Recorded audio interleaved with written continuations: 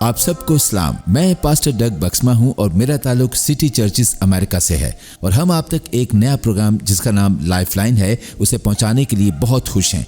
इस प्रोग्राम की बाइबल मुकद्दस में से बुनियादी आयत यूहन्ना 17वां बाब 3री आयत है, जहां मरकूम है और हमेशा की ज़िंदगी ये है कि वो तुझ खुदाए वाहिद और बरहक को और यीशु मसीह को जिसे तूने भेजा है जाने। हम अपने तमाम पैगामात में आपसे खुदा और खुदा की बादशाही के मुतालिक और यीशु मसीह के कामों के मुतालिक तालीम देंगे और बयान फरमाएंगे। मेरा ईमान है कि आप हमारे इस पेश करदा प्रोग्राम से लुत्फ अंदोज होंगे। खुदा आपको बरकत दे।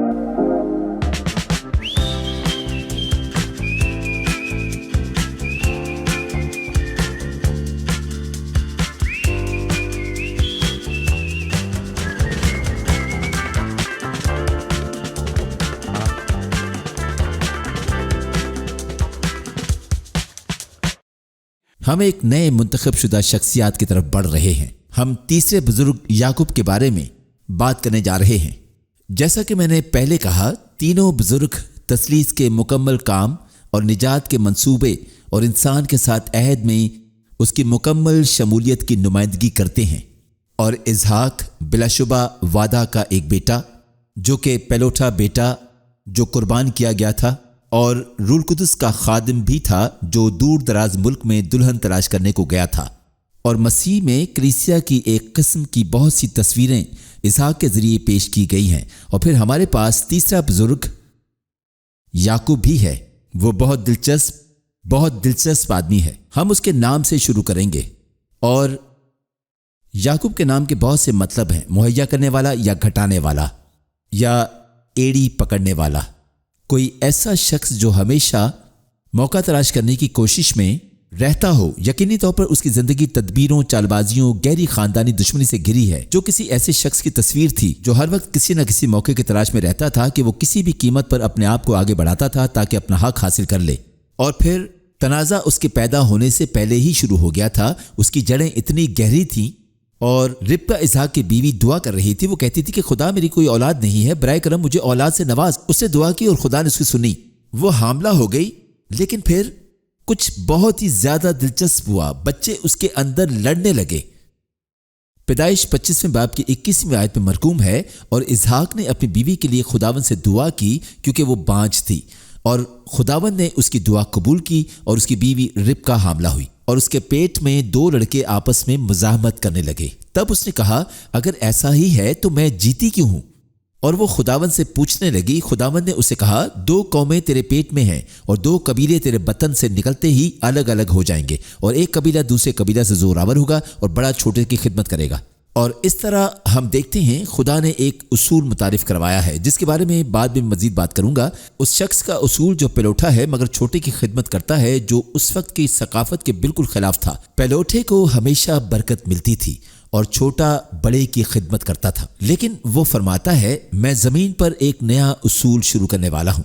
ये दुनिया के तमाम मुस्तकबिल और कलीसिया और हर चीज को मुतासिर करेगा और उसे उल्टा उसूल कहा जाता है। और फिर हम 24 से 25वीं आयत में पढ़ते हैं, और जब उसके वज़ा हमल के दिन पूरे हुए तो क्या देखते हैं कि उसके पेट में तवाम है। और पहला जो पेलोठा हुआ तो सुर्ख था और ऊपर से ऐसा जैसे पश्मीना, और उन्होंने उसका नाम यीशु रखा। उसके बाद उसका भाई पैदा हुआ और उसका हाथ यीशु की एड़ी को पकड़े हुए था और उसका नाम याकूब रखा गया, एड़ी पकड़ने वाला। वो बड़े ओहदे के लिए लड़ रहे थे और मुजाहमत कर रहे थे कि नेमत किसको मिलेगी, कौन हाकिम बनेगा। ये सब उनके पेट से बाहर आने से पहले चल रहा था। और याकूब बाद में आने की वजह से बहुत मायूस था। जब वो पैदा हो रहा था उसने यकीनी तौर पर पेट में अपने भाई की एड़ी पकड़ा हुआ था, जबरदस्त। लिहाजा और वैसे जैसा कि आप सब लोग जानते हैं कि ये नमूना हम पहली बार देख रहे हैं कि अव्वल आखिर होगा और आखिर अव्वल होगा। बड़ा छोटे की खिदमत करेगा और इंसानियत में और सकाफत में हर चीज़ का मुकम्मल उलट हो गया। खुदा फरमाता है, मैं ज़मीन पर कुछ नया लाने वाला हूँ। यानी जो हो रहा है उसके बिल्कुल बरक्स होगा। उसे बरक्स बादशाही कहा जाता है जिसमें बड़ा छोटे की खिदमत करेगा। सब लोग इस पर अमल पैरा होंगे। अब्राहम इस तरस पर चला, इसराइल इस तरस पर चला, यस्सु इस तरस पर चला। اور میں اور آپ بھی اس برعکس طرز پر چلتے ہیں۔ میں بعد میں اس کے بارے میں بات مزید کروں گا، لیکن ایک چیز یہ ہے کہ اول آخر ہو جاتا ہے اور آخر اول ہو جاتا ہے۔ یہ پیچیدہ لگتا ہے، لیکن اسرائیل نے یہی کیا۔ اسرائیل قوموں میں سر فہرست تھا۔ اسرائیل تاریخ کے کسی موڑ پر یقینی طور پر منقطع کر دیا گیا تھا اور اقوام میں منتشر ہو گیا تھا اور آخری بن گیا، کچھ مقام نہیں رکھتا تھا، تقریباً نہ ہونے کے برابر ہو گیا، اور پھر اب ان آخری دنوں میں وہ اٹھایا جانے کو ہے۔ تمام قوموں میں سردار بننے کے لیے دوبارہ جمع کیا جائے گا۔ اول جو آخر ہو گیا تھا اول ہو جائے گا۔ پھر یسوع ایک نمونہ جو تمام مخلوقات میں سب سے اول ہے، اور وہ اپنے آپ کو خالی کر دیتا ہے اور وہ جھک جاتا ہے اور سب سے کمتر اور آخر بن جاتا ہے۔ صلیب کی دردناک موت سے وہ پاتال تک جاتا ہے، وہ مکمل طور پر نیچے چلا جاتا ہے اور وہ اول بن جاتا ہے۔ اس کا نام ہر نام سے اعلیٰ اور افضل ہے۔ اس عجیب برعکس طرز کے بارے میں میں بعد میں مزید بات کروں گا، میں بتاتا رہوں گا، لیکن پھر ہماری باری آتی ہے۔ ہم خدا کی میراث، ابدی زندگی اور تمام ابدیت کی تمام دولتیں دے کر آسمانی جگہوں پر اٹھائے اور بٹھائے گئے ہیں، اور ہمیں یہ اونچی جگہ دی گئی ہے، مگر اب ہم خاکساری کے سفر پر چل رہے ہیں، سب سے کمتر بنتے ہیں، آخر بنتے ہیں۔ یسوع نے کہا، اگر تم بڑا بننا چاہتے ہو تو سب کے خادم بنو، پوری طرح فروتن ہو اور اپنے آپ کو عاجز کرو، اور جو ایسا کرتا ہے اسے سمجھیں۔ وہ عظمت کے مقام پر چڑھایا جائے گا، اور آنے والے زمانے میں ہم مسیح کے ساتھ حکومت کریں گے اور بادشاہی کریں گے، اور جو کچھ خدا کے پاس ہمارے لیے موجود ہے ہم اس پہ بحال کیے جائیں گے۔ سو ہمیں طریقہ فراہم کیا گیا ہے، اور اس طریقہ کار کو بخشنے کا ایک مقصد ہے، لیکن اسے یہاں متعارف کروایا گیا ہے۔ لیکن یعقوب یقیناً، آپ جانتے ہیں، اگرچہ اس سے وعدہ کیا گیا ہے، لیکن وہ خود سے اس کے ہونے پر راضی نہ تھا، بلکہ اس نے خود اس پر کام کیا۔ ہم اپنی کہانی پر واپس جائیں گے۔ وہ برکت کا انتظار نہیں کر سکتا تھا، وہ پیدائشی حق کا انتظار نہیں کر سکتا تھا۔ ان سب کے باوجود وہ فیصلہ کرتا ہے کہ اب وقت آ گیا ہے کہ وہ خود پیدائشی حق حاصل کرے، اور لہٰذا وہ کیا کرتا ہے؟ وہ اور اس کی ماں مل جاتے ہیں، اور یہ برکت کا وقت ہوتا ہے جو پلوٹے کے لیے بڑی برکت ہوتی ہے۔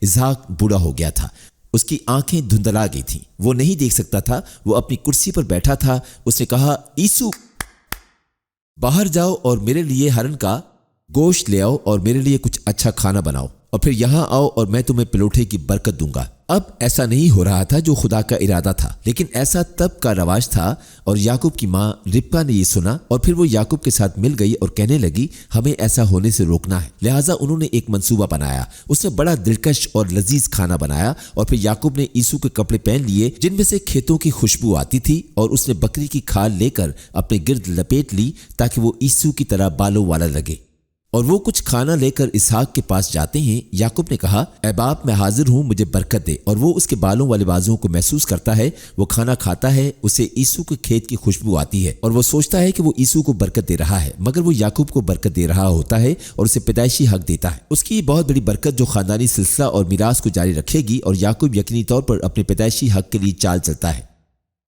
لیکن ایسا ہونے سے پہلے آپ کہتے ہوں گے، اچھا یہ کس کی بنیاد پر ہوا؟ یعقوب یہ پیدائشی حق چاہتا تھا، وہ اسے دل سے چاہتا تھا، اور وہ خدا کے راستے سے اسے حاصل کرنے پر راضی نہیں تھا، کیونکہ جب عیسو ایک دن شکار سے واپس آیا تھا اور اسے کچھ بھی نہیں ملا تھا اور وہ بھوکا تھا، یہ برکت سے پہلے کی بات ہے۔ یعقوب نے کھانا بنایا اور اس کی خوشبو مزیدار تھی، اور عیسو بھوک سے مدہوش ہو کر کھیتوں سے آیا، اور آپ جانتے ہیں یعقوب کھانے میں آلو اور اجوائن اور گاجر اور لہسن کے ساتھ باربیکیو کی ہوئی چھوٹی پسلیاں پکا رہا تھا، اور عیسو کو خوشبو آتی ہے، اور وہ کہتا ہے، مجھے کچھ کھانا دو ورنہ میں مر جاؤں گا، اور یعقوب کہتا ہے، مجھے اپنا پیدائشی حق دے دو اور میں تمہیں تمہاری زندگی کا کھانا دوں گا، اور وہ کہتا ہے، میں اپنے پیدائشی حق کی پرواہ کیوں کروں، مجھے کھانا کھلاؤ۔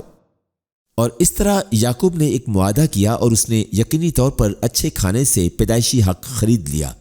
لیکن خدا یعقوب سے بہت ناراض ہوا کہ اس نے پیدائشی حق حاصل کرنے کا یہ طریقہ اختیار کیا۔ مجھے یہ دیکھنے میں بہت دلچسپی ہوتی کہ یہ سب کیسے ہوتا، مگر وہ اسے کسی نہ کسی طرح چال بازی سے حاصل کرتا۔ لیکن آپ جانتے ہیں خدا عیسو سے اور بھی زیادہ ناراض تھا۔ کیوں؟ کیونکہ عیسو کے پاس خاندانی وراثت اور پلوٹے کے عہد کی برکت کو جاری رکھنے کی برکت تھی، اور اس نے اسے حقیر جانا۔ کیا آپ جانتے ہو؟ اسے اس کی بالکل پرواہ نہیں تھی، اسے اس کی کوئی پرواہ نہیں تھی، بلکہ اسے اچھے کھانے کی عارضی تسکین کی اس سے زیادہ پرواہ تھی۔ اور خدا اس لیے عیسو سے ناراض ہوا، اور یوں عیسو اپنا پیدائشی حق ترک کر دیتا ہے۔ زندگی کا طریقہ نمبر 1، اپنا پیدائشی حق نہ بیچیں۔ اپنی زندگی کے حقیقی مقصد اور روحانی میراث کو عارضی لذت یا تسکین کے لیے تجارت نہ کریں۔ یہ ہمارے لیے چیلنج ہے۔ ہمارے پاس ایک شاہی میراث ہے۔ اس کمرے میں موجود ہر فرد کے پاس ایک اعلیٰ بلاہٹ ہے تاکہ ہم اس جیسا بنیں اور اس کیسے کام کرنے والے ہوں، اور اس میں وہ سب کچھ شامل ہے جو اس زمانے اور آنے والے زمانے میں ہونے والا ہے۔ یہ ایک میراث ہے، لیکن ہمیں اسے اپنانے کی ضرورت ہے، ہمیں اس پر چلنے کی ضرورت ہے، ہمیں اسے پکڑے رہنے اور اس راستے پر قائم رہنے کی ضرورت ہے، اور ہمیں کیا کرنے کی ضرورت نہیں ہے۔ بات یہ ہے کہ شیطان ہمارے پاس آتا ہے، یہ دنیا اپنے خلفشار کے ساتھ، اپنی برائیوں کے ساتھ، ان چیزوں کے ساتھ ہمارے پاس آتی ہے اور کہتی ہے یہاں عارضی طور پر تسکین کے لیے اپنا پیدائشی حق بیچیں، سب کے بارے میں بھول جاؤ اور اس میں کھو جاؤ، اسے تھام لو، اس میں مشغول ہو جاؤ۔ بات یہ ہے کہ آپ اور مجھے اپنے پیدائشی حق کو نظر انداز نہیں کرنا چاہیے اور اسے بیچنا نہیں چاہیے، ہمیں اسے تھامے رہنا چاہیے اور اس دنیا کی عارضی آسائش کو حقیر سمجھنا چاہیے۔ سنیں کہ عبرانی مصنف عیسو کے بارے میں کیا کہتا ہے۔ وہ کہتا ہے سب کے ساتھ امن کے ساتھ رہنے اور پاک رہنے کی ہر ممکن کوشش کرو۔ پاکیزگی کے بغیر کوئی بھی خداوند کو نہیں دیکھ سکتا۔ اس بات کا خیال رکھیں کہ کوئی بھی خدا کے فضل سے محروم نہ ہو جائے اور کوئی تلخی یا غصے کی جڑ مصیبت یا ناپاکی کا باعث نہ بنے۔ اور دیکھو کہ کوئی بھی عیسو کی طرح بے حیائی یا بے دین نہ ہو، جس نے ایک وقت کے کھانے کے لیے سب سے بڑے بیٹے کے طور پر اپنے وراثت کے حقوق بیچ ڈالے۔ اس کے بعد جیسے کہ آپ جانتے ہیں جب اس نے اپنی برکت کا وارث بننا چاہا تو اسے رد کر دیا گیا، حالانکہ اس نے آنسو بہا کر برکت مانگی، مگر جو کچھ اس نے کیا تھا اسے وہ بدل نہ سکا۔ لہٰذا میں آج آپ کو چیلنج کرنا چاہتا ہوں، اپنا پیدائشی حق نہ بیچیں، اپنا پیدائشی حق نہ بیچیں، اطمینان رکھیں اور صبر رکھیں۔ خدا کے عہد کے فضل کی وجہ سے ہم نے جو کچھ کیا ہے اس کے لیے معافی ہے، لیکن اگر ہم مستقل طور پر ایسا کرنا جاری رکھتے ہیں تو ہم ایک ایسی جگہ پہنچ جاتے ہیں جہاں خدا انصاف کرتا ہے، وہ ہمیں اس راستے پر جانے دیتا ہے جس کا ہم نے انتخاب کیا ہوتا ہے۔ اور عیسو ایک ایسی جگہ پہنچ گیا جہاں وہ رونے اور کوشش کرنے کے باوجود توبہ نہیں کر سکتا تھا، اور یہی خطرہ ہمیں درپیش ہوتا ہے اگر ہم سخت دل رکھتے ہیں تو۔ لہٰذا طریقہ نمبر 1، اپنے پیدائشی حق اور اپنی میراث پر قائم رہیں، اس طرز پر چلیں اور عارضی آسودگی یا اطمینان یا دنیا کی لذتوں کے لیے نہ بھٹکیں، اپنا پیدائشی حق لیں۔ آمین۔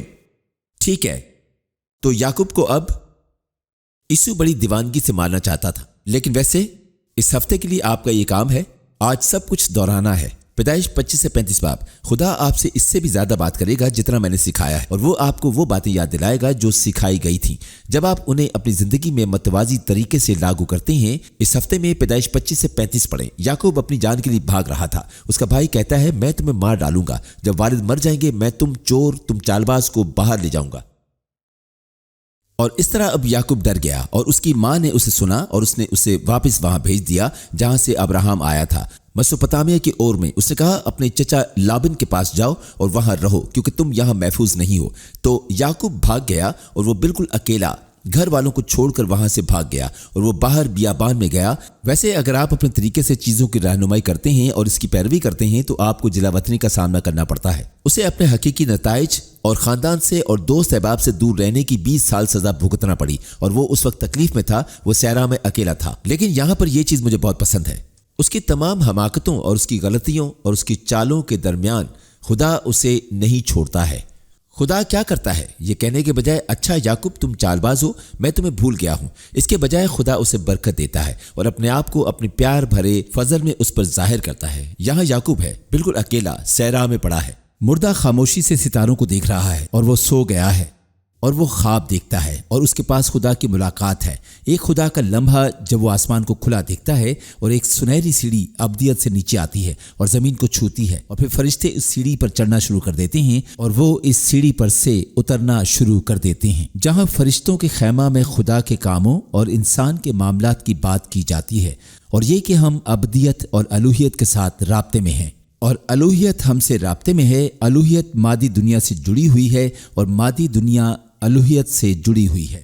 اسے اس بات کا احساس ہے، اسے احساس ہوا کہ خدا اس سے بات کر رہا ہے اور کہہ رہا ہے آسمان تمہارے لیے کھلا ہے یعقوب، اور وہ جاگتا ہے اور اسے احساس ہوتا ہے۔ وہ یہ کہتا ہے وہ نیند سے بیدار ہوا اور اسے کہا بے شک خدا اس جگہ پر ہے اور میں اسے نہیں جانتا تھا۔ وہ ڈر گیا اور کہنے لگا کہ یہ جگہ کتنی شاندار ہے، یہاں خدا کے گھر کے علاوہ کوئی نہیں، یہ فردوس کا دروازہ ہے۔ اور اس نے منت مانی کہ اگر خدا میرے ساتھ رہے گا اور مجھے اس راستے پر سلامت رکھے گا جس میں جا رہا ہوں، اور مجھے کھانے کو روٹی دے گا اور مجھے سلامتی کے ساتھ میرے باپ کے گھر واپس لے آئے گا، وہ کہتا ہے تب وہ میرا خدا ہوگا، اور اس قربان گاہ کا پتھر لے کر جو میں نے یہاں بنائی اور میں اس جگہ کو بیتل کہوں گا جس کا مطلب ہے خدا کا گھر، وہ کہنے لگا تو میرا خدا ہوگا اور میں تجھے اپنی ہر چیز کا 10واں حصہ دوں گا۔ تو ایک بار پھر وہ اپنے آپ میں ارادہ کرتا ہے، اسے اس کی تمام غلطیوں اور ناکامیوں کے درمیان ایک الہی مکاشفہ مل جاتا ہے کہ خدا کون ہے اور خدا اس کے لیے کیا کرنا چاہتا ہے۔ وہ اس کا جواب دیتا ہے اور کہتا ہے خدا میں آپ کے ساتھ عہد پر قائم رہوں گا، میں اپنے دادا ابراہیم کا عہد جانتا ہوں اور میں اسے اپنے لیے قبول کرتا ہوں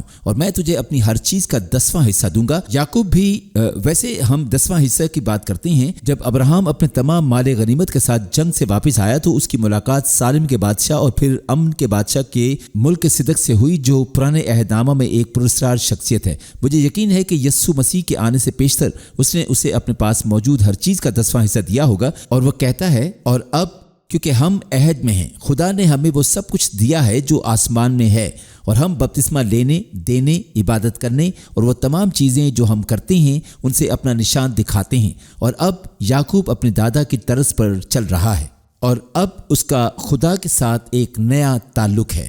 وہ اب اس اعتماد کے ساتھ اپنے سفر پر جاتا ہے کہ وہ ایک عہد کا آدمی ہے، وہ خدا کے ساتھ دوبارہ منسلک ہو چکا ہے۔ اور ہمارے لیے زندگی کا طریقہ یہ ہے، آج ہمارے لیے دوسرا متوازی طریقہ، اندازہ لگائیں کہ کیا ہوگا۔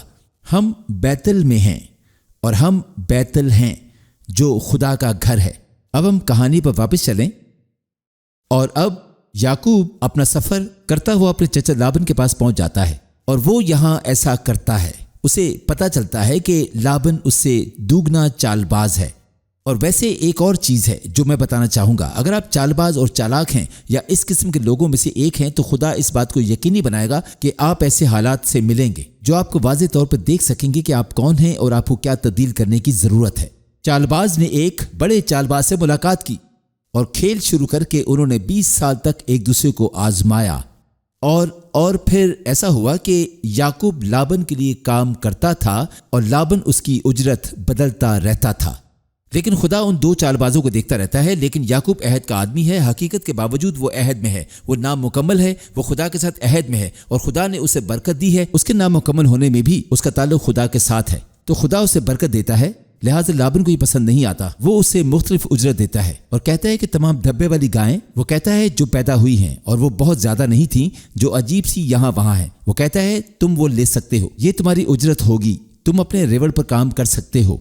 دوست آپ جانتے ہیں ہم اس پر کام کرتے رہتے ہیں۔ وہ دونوں کسان تھے، انہوں نے ریوڑ پر کام کیا تو وہ کہنے لگا تمام دھبوں والی گائیں جو پیدا ہوتی ہیں بہت زیادہ نہیں ہیں، تم لے سکتے ہو، ٹھیک ہے۔ اور پھر یعقوب نے رات کو ایک خواب دیکھا اور اسے دیکھا کہ تمام دھبے والے بیل گائے کے ساتھ مل رہے ہیں، نہ کہ دوسرے ریوڑ کے ساتھ مل رہے ہیں، اور اسے احساس ہوا کہ خدا میرے آگے آگے چلے گا، چاہے حالات جیسے بھی کیوں نہ ہو، وہ کچھ کرنے کو ہے۔ تمام دھبے والے بیل تمام ریوڑ کے ساتھ ملنا شروع کر دیتے ہیں، اور اندازہ لگائیں کہ کیا ہوا، ڈھیروں ڈھیر دھبے والی گائے اور بچڑے پیدا ہوئے، ڈھیروں ڈھیر دھبے والی، اور لابن حیران ہو گیا، وہ کہنے لگا واہ یہاں کیا ہو رہا ہے، مجھے اسے بدلنا ہوگا۔ تو وہ کہتا ہے اب مزید دھبے نہیں، تمام دھاری دار ریوڑ اب تمہاری اجرت ہوں گے، یہ اور بھی برا ہے، یہ ایک البینو ہرن کی طرح ہے، اور یہ کچھ دھاری دار عجیب و غریب ہیں جو گھوم رہے ہیں، ٹھیک ہے، آپ انہیں اب سے بطور اپنی اجرت لے سکتے ہیں۔ کیا لگتا ہے تمام دھاری دار بیل ریوڑ کے ساتھ ملاپ کرنے لگے، کوئی بھی سوچ نہیں سکتا تھا۔ اندازہ لگائیں کیا ہوا، دھاری دار گائے دائیں بائیں، وہ امیر ہو رہا ہے۔ لابن کی دولت یعقوب کو تمام تر چالوں کے باوجود منتقل کی جا رہی ہے، خدا اسے برکت دیتا رہتا ہے۔ کیا خدا ہماری تمام غلطیوں اور ناکامیوں کے باوجود پھر بھی ہمارا خیال رکھتا ہے، ہم سے محبت کرتا ہے، ہمیں برکت دیتا ہے، ضرورت کے موافق عطا کرتا ہے اور ہمیں فضل و کرم میں رکھتا ہے؟ لابن کہتا ہے کیا تم جانتے ہو یہ مذاق خیز ہے، میں آپ کو مختلف اجرت دینے والا ہوں، یہاں صرف چند داغدار گائے ہیں، داغدار گائیں، وہ واقعی عجیب گائے ہیں، اب سے وہ سب تیری اجرت ہوں گی۔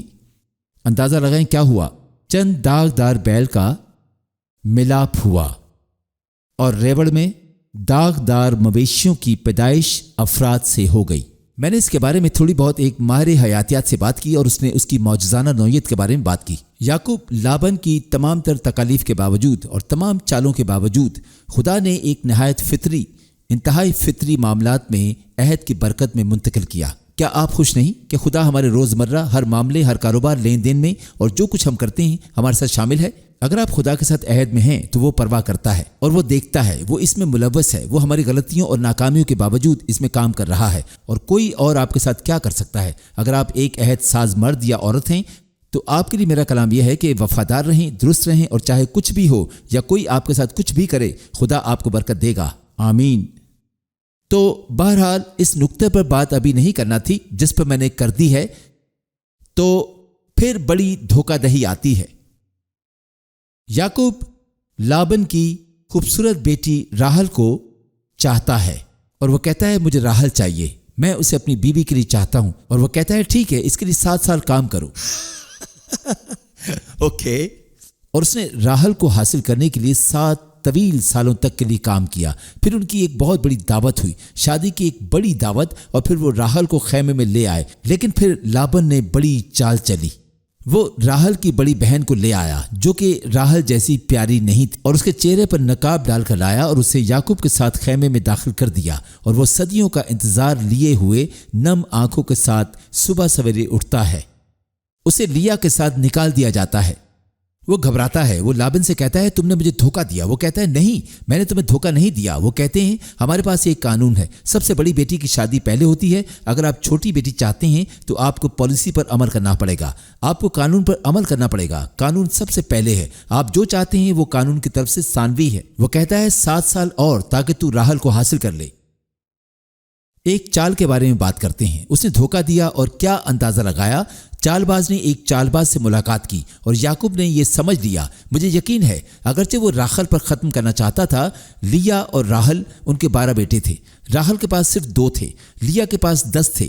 لیا قانون کی نمائندگی کرتی ہے، قانون ہماری زندگی میں سب سے پہلے ہے۔ اس سے فرق نہیں پڑتا کہ ہم کیا چاہتے ہیں اور کس چیز پر قبضہ کرنا چاہتے ہیں، قانون ہے، یہاں تک کہ متوازی کسی چیز کی نمائندگی کرتا ہے۔ اس سب میں دھوکہ دہی ہے۔ خدا اب بھی یہاں ایک متوازی بات کر رہا ہے، پہلے قانون آتا ہے، پھر محبت اور فضل آتا ہے، اور اس طرح قانون پہلے آتا ہے اور وہ اپنی جگہ پر ہے، اور پھر اس کے بعد آپ فضل سے ملتے ہیں اور آپ محبت سے ملتے ہیں، اور محبت اور فضل کا ثمر وہی ہے جو خاندانی سلسلے پر چلتا ہے، کیونکہ راحل کے صرف 2 بچے تھے، لیکن ان میں سے ایک یوسف تھا۔ نئے عہد نامے میں یسوع ایک پرانی قسم تھا، اور نئے عہد نامے میں بنیامین کلیسیا کی ایک پرانی قسم تھا۔ وہ اس رشتے کا پھل ہے اور خاندانی نسب کو آگے بڑھا کر فضل کی محبت کے رشتے میں آیا، لیکن پہلے قانون آیا اور اس کے بعد فضل آیا۔ ہم فضل میں چلتے ہیں، فضل کا پھل رکھتے ہیں، اور اگر کبھی ہم فضل سے بھٹک جاتے ہیں تو اندازہ لگائیں کہ سب سے پہلے کس چیز سے ملتے ہیں؟ قانون۔ یہ ہمیں ایک سکول ماسٹر کی طرح اپنی جگہ پر قائم رکھتا ہے کہ ہم مسیح کی مانند کوڑے کھائیں۔ جب ہم راستے سے بھٹک جاتے ہیں تو نتائج بھگتنا شروع کر دیتے ہیں۔ ہم دائیں بھٹکتے ہیں تو ہمارے قانون کے اسکول ماسٹر ہمیں واپس لانے کے لیے تھپڑ مار رہے ہوتے ہیں۔ میں اس پر سارا دن منادی کر سکتا ہوں، میں آگے بڑھوں گا، مجھے اس کا خود ہی پتہ چلا ہے۔ بہرحال آخر میں یعقوب امیر ہو گیا، اچھا خاصا امیر ہو گیا۔ لابن کی بہت سی دولت یعقوب کو منتقل کر دی گئی ہے اور وہ امیر لڑکا بن گیا۔ اس کا گلہ عجیب لگتا تھا لیکن وہ امیر تھا۔ لابن کی 2 بیٹیاں اسے دونوں مل جاتی ہیں، اسے 12 بیٹے بھی مل جاتے ہیں، اسے یہ سب مل جاتا ہے، اور پھر لابن یعقوب کو اس طرح سے دیکھنا شروع کر دیتا ہے۔